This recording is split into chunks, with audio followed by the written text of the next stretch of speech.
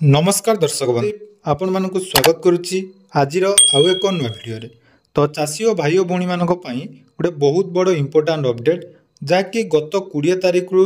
राज्य में जो अदिनिया वर्षा हवा फल बहुत सारा चाषी और भाई भौणी मान फसल हानि होता सहित बहुत सारा चाषी और भाई भौणी रही जो मैंने फसल अमल करते किंतु तापर जो परवर्ती समय जो अदिनिया वर्षा हवा फल तांकर फसल नष्ट होगा सहित चाष जमी पानी पशि जो बहुत सारा क्षयक्षति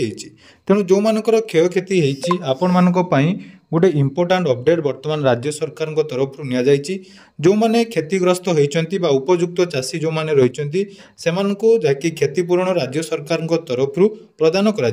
तेणु यापाई आपण मानक किसी इंपोर्टाट काम करने पड़ो जोटा कि आपण मैंने जदि फसल बीमा करें आपण मानक भिडटी शेष जाए देखूँ ता सहित जो भाई भौणी मैंने वर्तमान सुधा फसल बीमा करना से केमिति क्षतिपूरण पाइबे ता नहीं सरकार तरफ जहाँकि आमर मुख्यमंत्री पूरा डिटेल्स अपडेट देइचंती जहाँकि आसंता काली सुधा आपण मैंने जदि यही काम करुँच ताले 30 तारिख पर राज्य सरकार समस्त क्षयक्षति पूरण आपण मानक डीबीटी माध्यम बैंक अकाउंट प्रोवाइड करेंगे तो कौन एवं केमिति आपण माने कंप्लेन करेंगे केमिति आपण माने क्षतिपूरण पाइबे आसंतु से विषय में संपूर्ण डिटेल्स जानिबा ता पूर्व जदि चैनल को प्रथम थर विजिट करछंती वीडियो को लाइक करेंगे चैनल को सब्सक्राइब करनथिले एबे ही सब्सक्राइब करी पाखरे थिबा बेल आइकन को क्लिक करी ऑल ले सेट कर देबे। तो देखंतु जो विगत दिन रे राज्य रे अदिनिया वर्षा हवा फल बहुत सारा चाषी और भाई भौणी मानकर फसल नष्ट होईची सारा राज्य में सब पाखापाखि 30 जिले में बहुत सारा चाषी और भाई भौणी माने वर्तमान जाकि निजर फसल नष्ट हो जाइए से असुविधार सम्मुखीन होती तेणु तार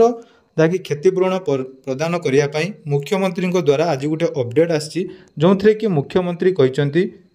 जोटा कि समस्त चाषी को दिज्व क्षतिपूरण मुख्यमंत्री सूचना फसल क्षति नहीं शनिवार लोकसभा भवन में मुख्यमंत्री मोहन चरण माझी अध्यक्षतार बसी बैठक में एक बड़ घोषणा कर गत 20 रु 28 तारिख मध्य अदिनिया वर्षा एवं द्वितीय फेज वर्षा जो चाष क्षयक्षति होती बोली मुख्यमंत्री मोहन माझी कहते तेणु बीमा करिथिबा चाषी को समय पूर्व निजर क्षयक्षति नहीं सरकार को अवगत करने निवेदन करा जोटा कि आपण मैंने जानिथिबे जो माने खरीफ ऋतु पाई फसल बीमा करिसेंती तेणु फसल बीमा करिथिबा समस्त चाषी और भाई भौणी मानकु जाकि मुख्यमंत्री द्वारा गोटे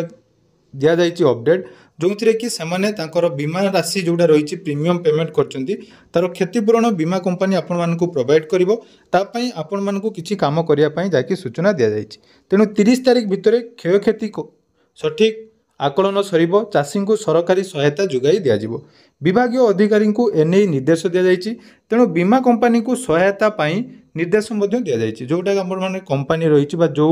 बीमा आपण माने करिसेंती फसल बीमा तार कंपनी जो गुड़िक रही सरकार तरफ निर्देश दि जाइए तेणु आसंता काली सुधा क्षतिग्रस्त चाषी सूचना देवाकू अनुरोध करछंती मुख्यमंत्री जो मानकर फसल नष्ट होईची सेमानंकु जाकी सरकार तरफ निवेदन कराई सेमाने तांकर क्षतिपूरण पाई निवेदन बा आवेदन करंतु तापाई देखंतु दुईटी पोर्टाल रही गोटे कृषि रक्षक पोर्टाल जो थे कि क्षतिग्रस्त चाषी पंजीकरण करने मुख्यमंत्री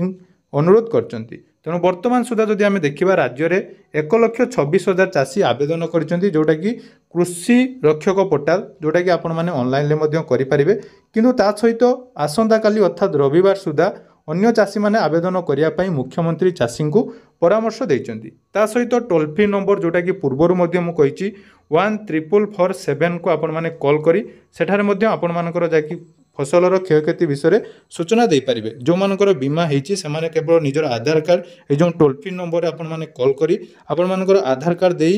डिस्ट्रिक्ट एवं आमर राज्य जिला एवं आपण मानकर ब्लॉक जमीर प्लॉट सब डिटेल्स दे आपण माने एठारे कंप्लेन करि पारिबे एवं जो मानकर बीमा नाही से माने जाकि निजर VLW बा कृषक साथी जो मैंने रही सहित कंटाक्ट करूँ देखो शेष तारीख 30 तारिख सुधा आपण मानक निहाती कंप्लेन करने पड़ो तेणु जल्दी जल्दी आपण मैंने जदि फसल नष्ट होती निहाती आपण मैंने टोल फ्री नंबर कॉल करी आपण मानकर अभियोग दाखल करूँ।